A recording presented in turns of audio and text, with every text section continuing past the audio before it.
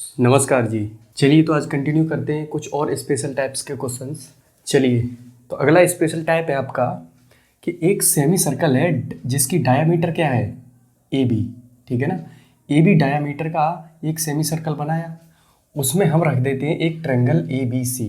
इस बात को समझ पाए। फिर क्या करते हैं, एक बी सी डायमीटर लेकर फिर सेमी सर्कल एक बनाते हैं। ठीक, और ऐसे ही इधर की साइड पे ए सी डायमीटर को लेके एक सेमी सर्कल बनाते हैं। ठीक, तो ये जो शेडेड पोर्शन दिख रहा है ना, इसका आपसे एरिया पूछ लिया जाता है। ये बड़ा वाला जो सेमी सर्कल है जिसकी डायमीटर ए बी है, उसमें एक ट्रायंगल बना है। तो एक थ्योरम याद रखना है क्या, कि अर्धवृत्त में बना कोण समकोण होता है। ठीक है ना, तो ये जो एंगल सी है ये आपका कितना है, 90 डिग्री। अभी अभी थ्योरम बताई। ठीक है ना, अगर ये 90 है, सामने वाली भुजा क्या होगी आपकी, कर्ण। आसपास की ये जो भुजाएं हैं इसमें से एक लंब होगी एक आधार होगी, वो आप अपनी मर्जी से कोई भी मान सकते हैं। ठीक है ना, एक लंब तो एक आधार। तो आगे अगर हम कहें कि इस ट्रायंगल ए बी सी, ये जो ट्रायंगल राइट एंगल ट्रायंगल दिख रहा है ना ए बी सी, इसका एरिया कितना होगा, तो आप कहेंगे एरिया आपका हो जाएगा हाफ बेस इंटू हाइट। अब अगर ए आपने बेस माना है तो हाइट क्या होगी, बी।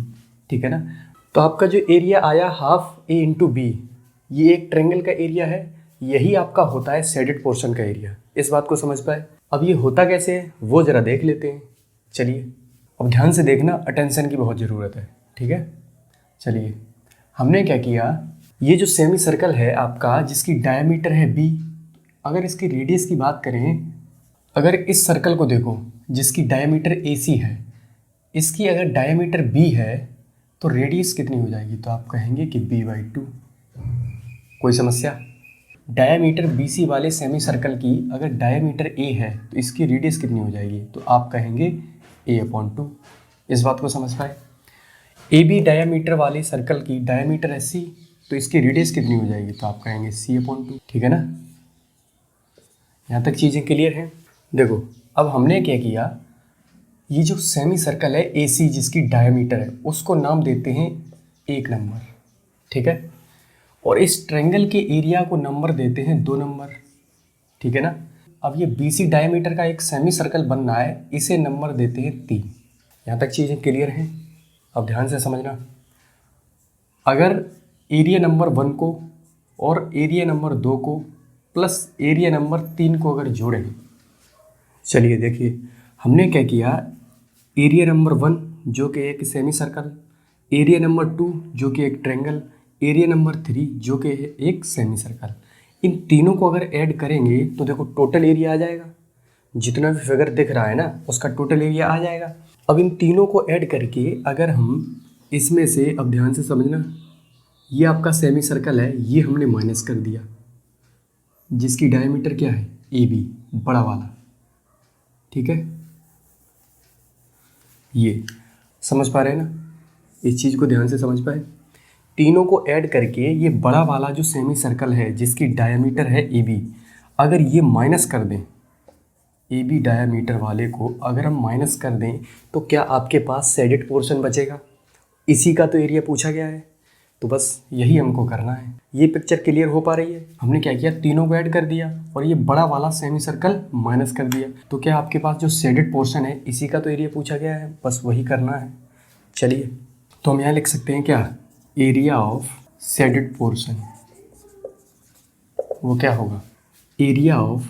तो आप ध्यान से समझना, अब आप हमको बताना कि ये सेमी सर्कल है जिसकी रेडियस है b/2, तो इस सेमी सर्कल का अगर हम एरिया पूछें तो आप क्या बताएंगे, कहेंगे कि पूरा सर्कल का एरिया होता है πr²। ये है कितना, आधा। तो अगर हम आपसे कहें कि इस सेमी सर्कल का एरिया क्या होगा, तो आप कहेंगे पूरे सर्कल का एरिया होता है πr², ये है आधा, तो πr²/2 ये हो जाएगा। अब रेडियस की वैल्यू यहाँ पे क्या है, b/2, तो क्या हम 1/2 पाई b/2 का होल स्क्वायर, ठीक है ना, 1/2 पाई b/2 का होल स्क्वायर लिख सकते हैं। ठीक, तो बस यही यहाँ पे लिखना है कि 1/2 पाई b/2 का होल स्क्वायर प्लस, अब ध्यान से समझना, ट्रायंगल ए बी सी का एरिया क्या होगा, तो आप कहेंगे 1/2 बेस इंटू हाइट। इस बात को समझ पाए। चलिए आगे देखते हैं। इस वाले सेमी सर्कल का एरिया बताएं जिसकी रेडियस a/2 है, तो आप कहेंगे 1/2 पाई a/2 का होल स्क्वायर। चीज़ें क्लियर हैं। अब आपको घटाना क्या था, तो हमने कहा था बड़ा वाला सेमी सर्कल इसका एरिया घटा दो। तो चलिए 1/2 पाई c/2 का होल स्क्वायर, बड़ा वाला सेमी सर्कल जो है उसको घटा दिया। तो जब आप इसको हटाएंगे तो क्या आपके पास शेडेड पोर्शन बचेगा, समझ पाए। अब इसको थोड़ा सॉल्व कर लेते हैं। 1/2 पाई b/2 का होल स्क्वायर करेंगे तो b²/4 प्लस 1/2 ab प्लस 1/2 पाई a²/4 लिख सकते हैं माइनस 1/2 पाई c²/4 लिख सकते हैं। चीज़ें क्लियर हैं यहाँ तक। चलिए अब ध्यान से समझना। पाई अपॉन 4 का गुणा 2 में करेंगे तो 8 b² प्लस 1/2 ab प्लस यहाँ भी क्या कर सकते हैं pi upon 8 a² minus pi upon 8 c²। यहाँ तक कोई समस्या।